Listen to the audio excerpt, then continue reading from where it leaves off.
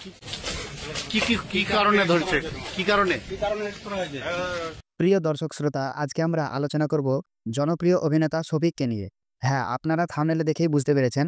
যদিও আমার ভিডিও বানানোর উদ্দেশ্য ছিল না আজকে, তবুও আমি এই খবরটা পেয়েই ভাবলাম সাথে সাথে আপনাদের সাথে শেয়ার করি।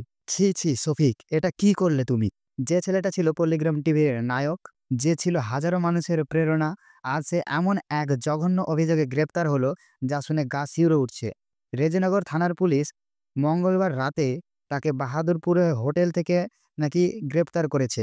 আর কেন গ্রেপ্তার করেছে? সে নাকি একটা নাবালিকাকে ধর্ষণ করেছে। ধর্ষণের অভিযোগে তাকে গ্রেপ্তার করা হয়েছে। সে এক নাবালিকার সঙ্গে প্রেম করত এবং তাকে বিয়ের প্রলোভন দেখিয়ে সে দীর্ঘদিন তার সাথে শারীরিক সম্পর্ক করেছে।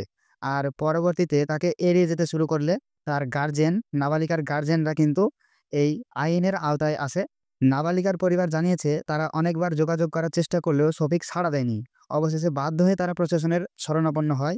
এই অভিযোগের ভিত্তিতে শফিককে গ্রেপ্তার করা হয়েছে। তো বন্ধুরা, আপনারা যদি চান যে আমি এর সম্বন্ধে আরো কিছু আপডেট দিই, তাহলে পরে আপনারা অবশ্যই চ্যানেলটি সাবস্ক্রাইব করে রাখুন। এটা কতটা সত্য আর কতটা মিথ্যা আমি ঠিকমতো বলতে পারবো না, কিন্তু যতটুকু নিউজ পেয়েছি, যতটুকু খবর পেয়েছি আপনাদের মাঝে শেয়ার করার চেষ্টা করলাম। তো আপনারা অবশ্যই চ্যানেলটি সাবস্ক্রাইব করে রাখুন। তাতে আমরা দুজনকে অ্যারেস্ট করেছি। যে ইউটিউবারের কথা আপনারা বলছেন, সেই ছেলেটির বয়স 17 বছর। তো অ্যাজ পার পক্সো অ্যাক্ট তাকে আমাদের জুভেনাইল জাস্টিস যে বোর্ড আছে, জেজেবি, সেখানে প্রোডাকশন করতে হবে।